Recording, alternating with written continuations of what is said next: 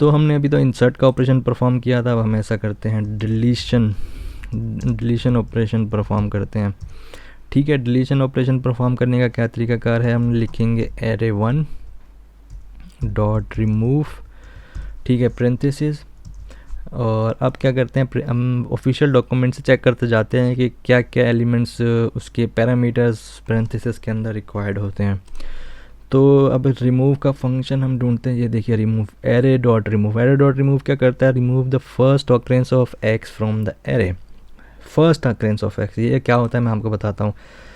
अब देखिए हमारा एरे क्या था, हमारा एरे 10 20 30 40 50। अब हमारा एरे क्या है, अब हमारा एरे ये है इस वक्त, क्योंकि ये वाली ऑपरेशन को कमेंट आउट नहीं किया, ये रन हो चुकी है, ये वाली चीज़ ऐड हो चुकी है उस वाले एरे में। तो अब क्या बन चुका है, 10 60 20 30 40 50।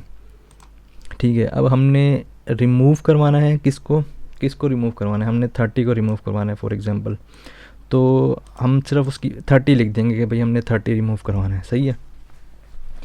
30 को रिमूव करवा के देख लेते हैं, हमने इसको रन किया। ठीक है, अब हम प्रिंट करवा के देख लेते हैं हमारा एरे क्या है, एरे के अंदर क्या है। ये देखिए पहले क्या था 10 60 20 30 40 50, अब क्या है 10 60। पहले हमने इस पोजीशन में हमने 1 पोजीशन पे हमने 60 को ऐड किया था, 0 1 पे 60 को ऐड किया। ठीक है, एक काम करते हैं, हम 60 को रिमूव करवा के देखते हैं। हमने 60 को रिमूव करवा के दिखाया क्योंकि हमने एरे में इंसर्ट में हमने 60 करवाया था। अच्छा, वो कमांड फिर दोबारा रन हो गई थी। इंसर्ट की कमांड हम जितनी दफ़ा रन करेंगे 60 उतनी दफ़ा ऐड होता जाएगा। ये एक बार रन किया हमने पूरा वो रन कर दिया। ठीक है, अब हम दूसरी बार जब रन करेंगे उसको तो ये 2 60s आ गए उसके अंदर। यहाँ से हमें लेकर आए,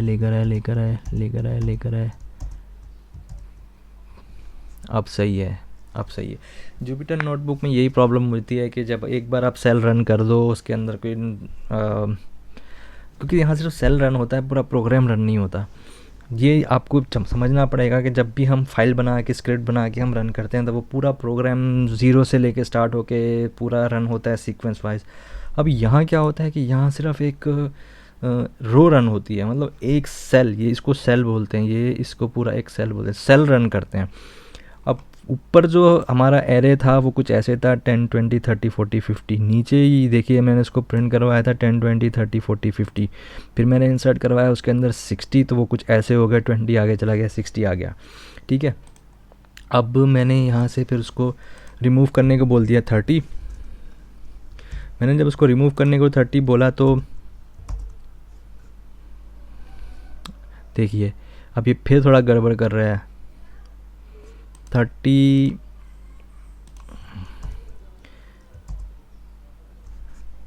x is not in an array।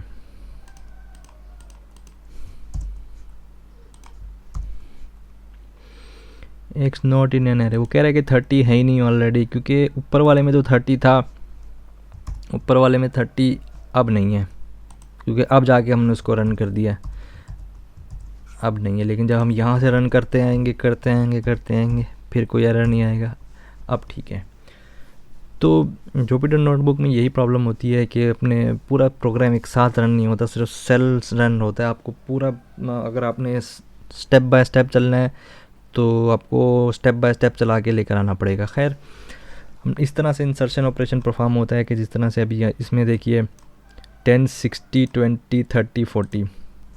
हम ऐसा करते हैं, 50 को रिमूव करवाना चाहते हैं, हम 50 को रिमूव करवा देते हैं।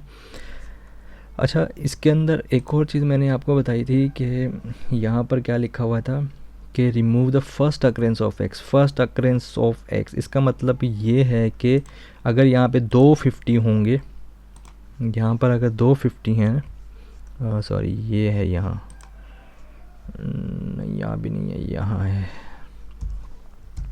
यहाँ अगर 2 50s हैं हमारे पास, ठीक है, तो अब ये रिमूव की कमांड में रन करूँगा तो जो पहले नंबर पे 50, जो फर्स्ट अकरेंस ऑफ आएगा ना 50, वही रिमूव होगा, दूसरा वाला रिमूव नहीं होगा। अब देखिए 2 50 है इसके अंदर, अब हम इसको रन करेंगे तो पहले नंबर वाला वो रिमूव हुआ है, दूसरे नंबर वाला रिमूव नहीं हुआ। इसी तरह ही अगर यहाँ पर 220 रख देते हैं हम, 220 रख के फिर करके देखते हैं 220s एरे 1, ठीक है, ये 220s हैं हमारे पास, सही है। 220s हमने 20 को रिमूव करवा देना है। तो देखिए 220 की पहले वाली पोजीशन था ना, अब ये रिमूव हो गया। अभी हम इनको साथ साथ करके नहीं, अलग अलग करके देखते हैं। एक 20 की पोजीशन है 01, दूसरे 20 की पोजीशन हम रख देते हैं एंड में, सही है। अब हम लेके चलते हैं एक सेकंड, 2 कोमास आ गए हैं, इसको रन किया, इसको रन किया, इसको रन किया, इसको भी रन किया। देखिए 220 हमारे पास अब तक, 220 एक की पोजीशन 0 1 2, फिर एक की पोजीशन है लास्ट। अब हम देखिए इसको रन किया, अब देखिए इसको हम प्रिंट करवाते हैं। अब ये देखिए कि 0 1 2 वाला गायब हो गया, लेकिन लास्ट वाला है। तो यही इसका मतलब था कि फर्स्ट अक्रेंस ऑफ एक्स जो है ना, the first occurrence of x from the array, जो उसका फर्स्ट पहले नंबर पहले आ रहा होगा ना, वो रिमूव हो जाएगा। इसको हम बोलते हैं डिलीशन ऑपरेशन। अब सर्च ऑपरेशन क्या होता है? सर्च ऑपरेशन ये होता है कि आपने किसी भी एरे के अंदर किस तरह से किस एलिमेंट को सर्च करना है। तो उसके लिए आपको क्या करना होता है, इसके लिए आपको एरे का नाम लिखना होता है। एरे किस वेरिएबल के अंदर है, हमारा है वेरिएबल के अंदर। तो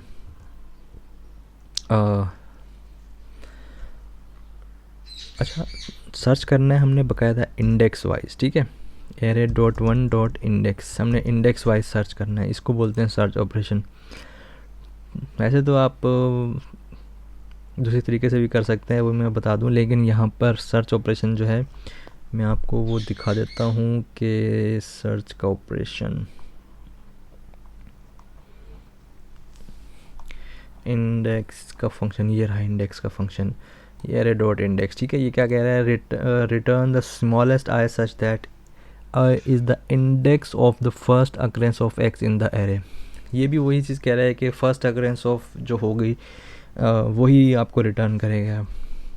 तो एरे का ये हमने सर्च करना है, हमने एरे डॉट इंडेक्स का फंक्शन लगाया है। अब हम किसको सर्च करना चाहते हैं, हम जानना चाहते हैं कि भाई 50 का इंडेक्स क्या है।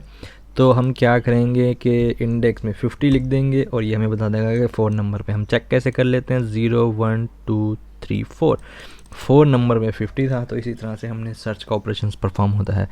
अब हम चलते हैं अपने ट्रैवर्स की तरफ के। ट्रैवर्स क्या करता है, ट्रैवर्स का ऑपरेशन ये करता है, print all the array elements 1 by 1। Okay, in traversing operation of an array, each element of an array is accessed exactly for once for processing. This is also called visiting of an array. मतलब traverse का operation बस यही करता है कि आपने पूरे array को जो है ना एक बार विजिट कर लिया, तमाम की तमाम वैल्यूज जो है ना वो शो हो जाएंगी। अब आप कह रहे होंगे कि भाई शो करवाने के लिए तो हम डायरेक्ट ऐसे भी करवा सकते हैं कि प्रिंट एरे कर दिया और पूरा एरे शो हो गया, लेकिन नहीं। लेकिन जब आप डेटाबेस में होते हैं ना, अब आपको लाजमी नहीं है कि आपको पूरा फंक्शन शो कराना है। हमने फंक्शन क्या करना है, हमने तो सिर्फ उसकी वैल्यू से काम है, ये अब आप इस तरह से इसको दिमाग में रखें कि आपके कस्टमर्स हैं हज़ारों की तादाद में।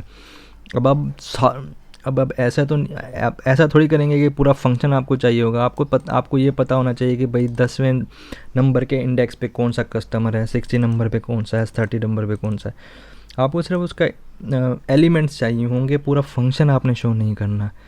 तो आप किस तरह क्या करेंगे, फिर आप कर देंगे कि भाई आप फॉर का लूप लगाएंगे। ये लूपिंग क्या टेक्निक्स क्या होती है ये तो खैर मैं आपको बाद में बताऊंगा, लेकिन फ़िलहाल आपने सिर्फ इसको एक्सेस करना है, सिर्फ नंबरों को एक्सेस करना है, मतलब सिर्फ इन नंबरों को शो करवाना है। इसको आपने गैर ज़रूरी चीज़ें जो है इनको शो नहीं करवाना।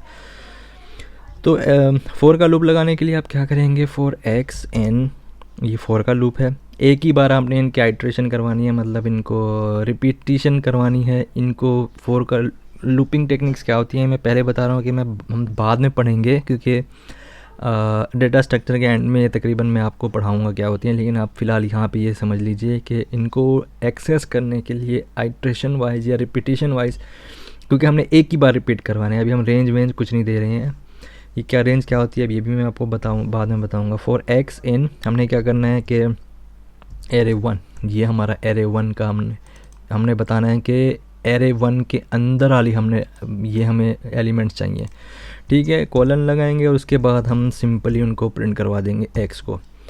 इसका क्या मतलब है, मैं इसको रन कर देता हूँ। अब ये देखिए इसने पूरे हमें एरे के एलिमेंट शो कर दिए। इस मैंने बोला फॉर का लूप लगाया, एक्स जो है ना वो फॉर के अंदर के साथ ही एक वेरिएबल सा हमें देना होता है, ताकि मतलब यानी कि ये है कि हमने पूरा का पूरा एरे उठा के एक्स के अंदर रख दिया, ठीक है।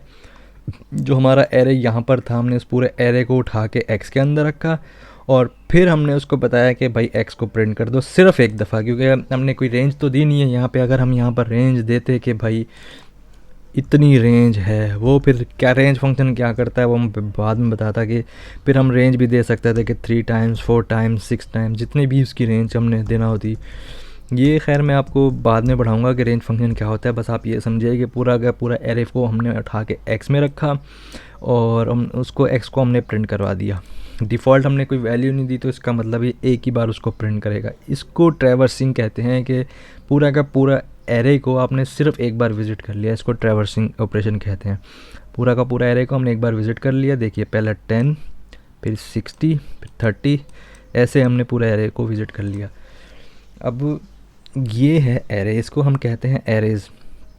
एरेज़ का ऑपरेशन इस तरह से और इस एरेज़ के ऊपर इस तरह से ऑपरेशंस परफॉर्म होते हैं। वैसे तो और भी बहुत सारे फंक्शंस हैं जिनके ऊपर ऑपरेशंस परफॉर्म कर सकते हैं, जैसे कि अपेंड का फंक्शन लिस्ट में भी मौजूद होता है, लिस्ट के ऊपर भी अप्लाई करता है, ये एरे के ऊपर भी अप्लाई करता है। चलिए मैं अपेंड का फंक्शन भी साथ ही आपको बता देता हूँ।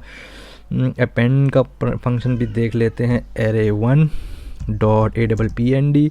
अभी तक हमारे पास ये एरे था 10 से लेके 20 तक, ये तमाम वैल्यूज़ थी, ठीक है। अब अपेंड क्या हम एक और वैल्यू ऐड कर देते हैं, जैसे कि 77, ठीक है। हमने इसको कर दिया। अब हम प्रिंट करवा देते हैं अपना एरे, प्रिंट करवा देते हैं एरे 1, ठीक है। प्रिंट करवा दिया। देखिए एंड में 77 आ गया। ये अपेंड का फंक्शन भी ऐसे ही है। ये क्या करता है कि append a new item with value x to the end of the array, मतलब एंड में ये एक और वैल्यू ऐड कर देता है। इसको ये वाला फंक्शन भी हम परफॉर्म करते हैं। अब ये था एरे, ठीक है, इसको हम एरे बोलते हैं। लेकिन लिस्ट जो है, लिस्ट क्या चीज़ थी? लिस्ट मैंने आपको बताया था कि लिस्ट के अंदर जो है ना वो हेट्रोजेनस आइटम्स होते हैं, लेकिन एरे में सेम आइटम्स होते हैं। ऐसा नहीं हो सकता कि एरे के अंदर आपने यहाँ 10 लिखा है तो यहाँ आप कोई नेम दे दें, कोई नेम इंटीजर दे दें, कोई नेम दे दें, अल्फ़ाबेट दे दें, ऐसा नहीं हो सकता। एरे और लिस्ट के अंदर सबसे बड़ा मेजर डिफरेंस ये है कि एरे जो है वो सेम डेटा टाइप्स को स्टोर करता है और ज़्यादातर न्यूमेरिक डेटा टाइप्स ही के लिए यूज़ होता है, क्योंकि इसके ऊपर ऑपरेशंस ही ऐसे हैं, इसके ऊपर वही ऑपरेशंस परफॉर्म होते हैं। लेकिन लिस्ट जो है वो ऐसा नहीं है। लिस्ट क्या करती है, अब मैं एक लिस्ट ले लेता हूँ फॉर एग्ज़ाम्पल ये। अब मैं यही डेटा उसके अंदर स्टोर कर देता हूँ, ठीक है। 77 ये मैंने पूरा डेटा लिया, लिस्ट के अंदर स्टोर कर दिया। साथ ही मैं इसको प्रिंट करा के देख लेता हूँ, प्रिंट ए। अब ये देखिए ये पूरी डेटा स्टोर हो गया। मैं इसकी अच्छा मैं क्या करता हूँ, ये इस ठीक है, मैं क्या कर रहा हूँ कि मैंने ये देखिए ये वाला एरे जो है हमारा, ये एरे है, ये हमारी लिस्ट है। मैं एक काम करता हूँ, मैं इसकी टाइप भी आप लोगों को प्रिंट करके बता देता हूँ कि इसकी टाइप क्या है। टाइप की इसकी एरे 1 की ओ एरे वाई, ये देखिए ये टाइप है इसकी एरे डॉट एरे, ये एक एरे है, ठीक है। अब मैं क्या करता हूँ कि मैं एक जो हमने ये लिस्ट स्टोर कराई है, मैं इसकी टाइप आपको बताता हूँ कि इसकी टाइप क्या है। एरे टाइप है, ये देखिए ये एक लिस्ट है, ठीक है। अब मैं इन दोनों के दरमियान मेजर डिफरेंस आपको क्या बताना चाह रहा हूँ कि ये देखिए ये इस वक्त दोनों के दरमियान, दोनों के अंदर एक ही डेटा टाइप मतलब इंटीजर्स ही हैं, तो भी सेम। अब मैं क्या करता हूँ, लिस्ट के अंदर मैं अपेंड करता हूँ स्ट्रिंग, और वही चीज़ मैं अपेंड करने की कोशिश करूँगा एरे में। लिस्ट में वो डेटा टाइप अपेंड हो जाएगा, ऐड हो जाएगा स्ट्रिंग, कोई भी नेम, अल्फ़ाबेट ABC या कोई भी टेक्स्ट टाइप, लेकिन एरे के अंदर अपेंड करूँगा तो वो नहीं होगा। यही दोनों के दरमियान मेजर क्लासिकल डिफरेंस है कि भाई एरे जो है ना वो बोलता है कि भाई ये वाला मेरा डेटा, मेरे अंदर ये डेटा स्टोर है, न्यूमेरिकल डेटा स्टोर है, ये मेरा टाइप कोड है, मैं इसी तरह का डेटा स्टोर करूँगा, अदरवाइज़ मैं इसके अलावा और कोई डेटा स्टोर नहीं करूँगा। लेकिन लिस्ट ये नहीं बोलती, लिस्ट बोलती है ठीक है अगर आप इंटीजर पहले भी स्टोर है मेरे पास, कोई मसला नहीं है, मैं और भी मैं स्ट्रिंग भी मैं सेव कर लूँगी, खैर है। तो a.append बगैर टाइम ज़ाया कि आगे चलते हैं, मैं इसके अंदर अपेंड कर देता हूँ पाइथन का मैं एक वर्ड मैं अपेंड कर देता हूँ, ठीक है। मैंने इसको रन किया, कोई एरर नहीं, मतलब चल पड़ा। अब मैं प्रिंट कर देता हूँ a, ठीक है, मैंने प्रिंट a कर दिया। अब ये देखिए, ये लिस्ट थी हमारी 10, 60, 30, 40, 50, 20, 77 और ये पाइथन, ठीक है। ये लिस्ट है, मतलब लिस्ट के अंदर अपेंड हो गया। मैं एरे के अंदर अपेंड करने की कोशिश करता हूँ। एरे के अंदर ARR array1 डॉट अपेंड। अब मैं इसी के अंदर यही वर्ड सेम वही ऐड करने की कोशिश करता हूँ। इसको मैं रन करता हूँ, नहीं, and integers is required got type str। वो कह रहा है कि नहीं नहीं नहीं, ऐसा हो ही नहीं सकता, हमारे पास तो इंटीजर्स थे, हम उसको एरे को स्ट्रिंग को हम अपने अंदर ऐड नहीं कर सकते। तो यही दोनों के दरमियान फंडामेंटल डिफरेंस है एरे और लिस्ट के दरमियान में, और इसी वजह से लिस्ट जो है वो पाइथन के अंदर ज़्यादा पॉपुलर है। वैसे तो बाकी लैंग्वेजेस में लिस्ट वाला कोई कॉन्सेप्ट इतना नहीं है जितना एरेज का जितना फेमस है, लेकिन पाइथन के अंदर उल्टा है, पाइथन के अंदर लिस्ट ज़्यादा पॉपुलर है as compared to arrays. I hope आप लोगों को ये कॉन्सेप्ट समझ में आ गया होगा।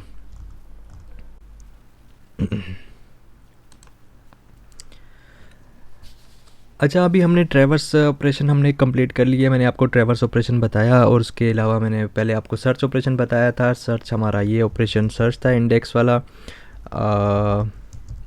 ये हमारा था सर्च ऑपरेशन। इसमें मैंने आपको बताया कि इंडेक्स वाले फंक्शन के ज़रिए आप उसका इंडेक्स नंबर देके एलिमेंट सर्च कर सकते हैं। इसका एक और सिंपल वे भी है, मैं आपको बता देता हूँ।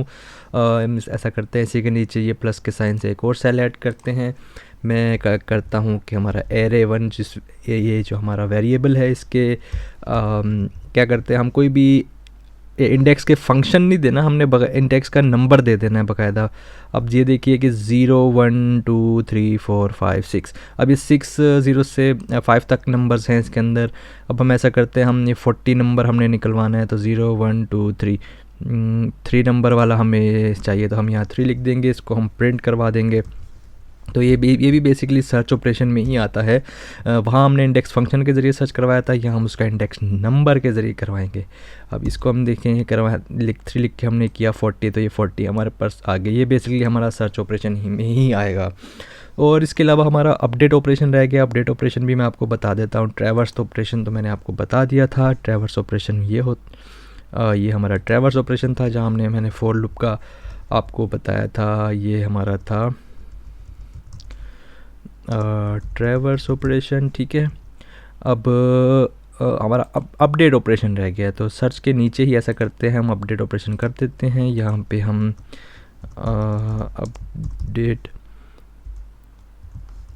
अपडेट ऑपरेशन हम करते हैं। अपडेट ऑपरेशन करने के लिए क्या करना है कि आपने अपने उस एरे का वेरिएबल का नाम लिखना है जिसमें आपका एरे स्टोर है।